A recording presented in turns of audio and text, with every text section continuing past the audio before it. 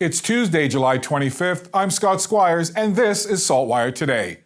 For the second day in a row, Nova Scotia RCMP held a briefing in Windsor to provide an update on the search for the 4 people who went missing in West Hants floodwaters. It was a very heavy heart. I can share that about 10:45 this morning, searchers recovered the body of a child in the primary search area in Brooklyn. I can also now confirm that the remains located yesterday in Kings County were also those of a child. Both are believed to be related to the 4 people who were reported missing on July 22nd, when the region was experiencing extreme flood conditions. We are continuing to work with the Nova Scotia Medical Examiner's Office with regard to positively identifying the remains of both children. Another incredibly sad day in what's now been a series of terrible days in this province, or the whole entire province is sick with mourning for the loss of 3 souls now. The tragedy that's happened here is really unimaginable, really hard to comprehend, for sure. In this province, we've shown we can handle a lot. We can handle a lot. We've had fires and the hurricanes and another series of floods, but this really doesn't compare. And I know that this is a time when words truly are meaningless, but I want the family to know how very sorry we are for their loss. And when you lose 4 members of your community and you just, pardon me, everybody knows everybody in West Hants. Even the newcomer who we'll call the stranger because they're new, we still know them almost immediately. They become part of us. Our entire community is with these families today. We have more on this and other flood-related news at saltwire.com. After days of flood warnings, we now go to heat warnings as one was issued earlier today. Let's check in with weather specialist Alistair Alders for more on this. Alistair, when are heat warnings issued? Well, Scott, Environment Canada is responsible for issuing heat warnings. They're actually the only entity that is allowed to issue weather-related warnings here in Canada, but they do work in conjunction with the provinces. So here in Nova Scotia, the Department of Health and Wellness for things such as heat warnings. And there are specific criteria for heat warnings relating to the risk it poses on humans' health with heat-related illnesses such as heat stroke. So for temperatures, you need to have 2 consecutive days where daytime highs are 29 degrees or warmer with overnight lows of 16 degrees or warmer, or the humidex must reach 36 or warmer for 2 consecutive days. It seems like we're seeing more heat warnings than in years past. Is that something that's true? Are we seeing more, Alistair? Yeah, Environment Canada actually updated their warning criteria. I believe it was in 2018.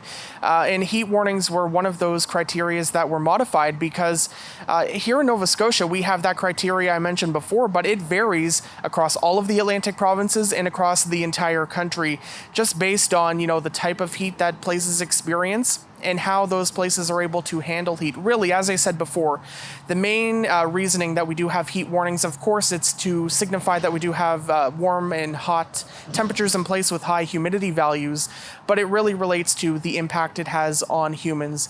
What I can handle, you might not be able to handle. So that is why heat warnings are issued, to give the public that heads up that, yes, we have a period of high heat and humidity on the way. Doesn't mean we don't experience it, but of course, this can have an impact on our health. Scott. Stay cool, Alistair, and we'll see you again later in the show. We're a few days into recovery and rebuilding from flooding that devastated much of our region this past weekend. And while areas of Halifax Regional Municipality were hit hard, other areas also felt the wrath of floodwaters. In West Hants, travel remains difficult due to washed out roads and infrastructure damage from the storm, and repair work is underway. But the public is encouraged to check their route and expect delays.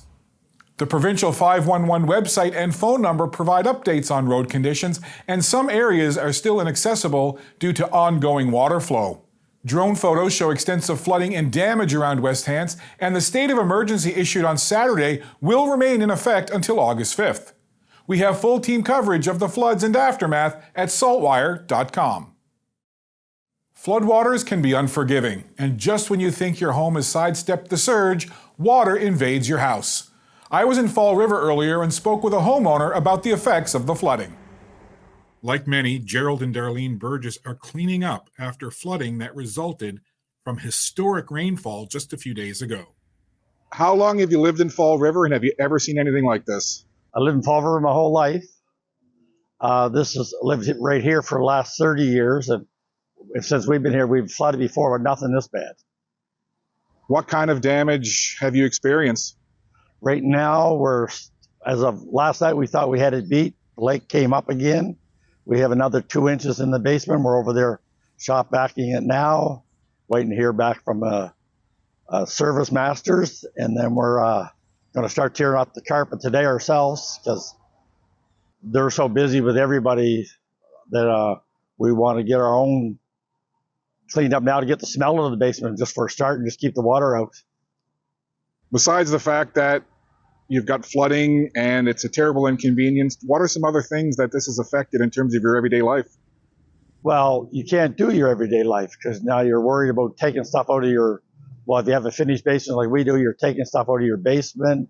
You stop doing everything just to try to protect your house and what your belongings are. Have you even had a chance to think about contacting insurance, and what have they said if you've contacted them?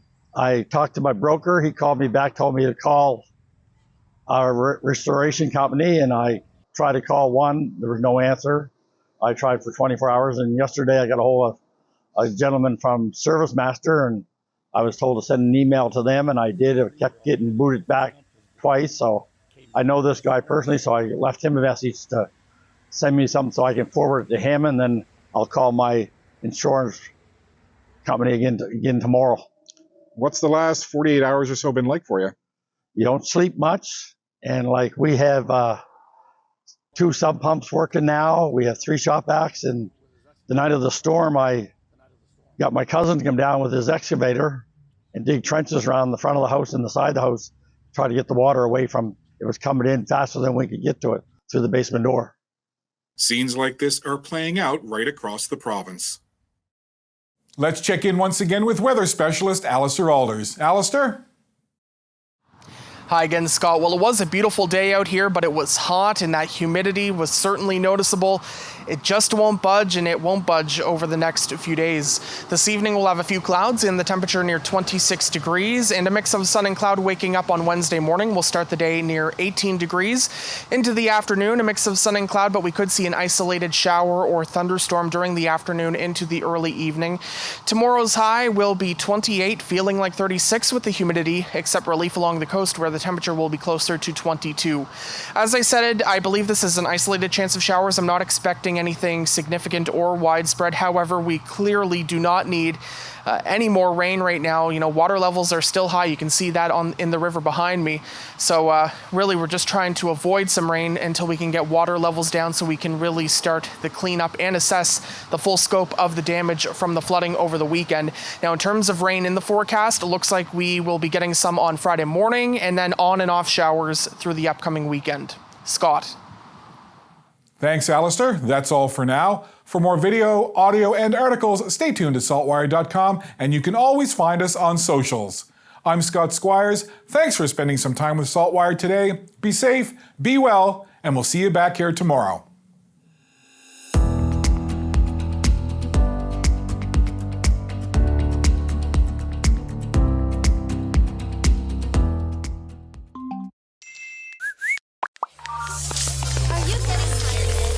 Turn off the noise.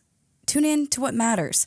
What matters is information you can trust. What matters is the news you can use to make life's big decisions. Informed healthcare choices, casting the smart vote, or opening that business. What matters is understanding the world around you. Let Saltwire connect you to what matters with unlimited access to the information you need for only $20 for the first year. Become a member today.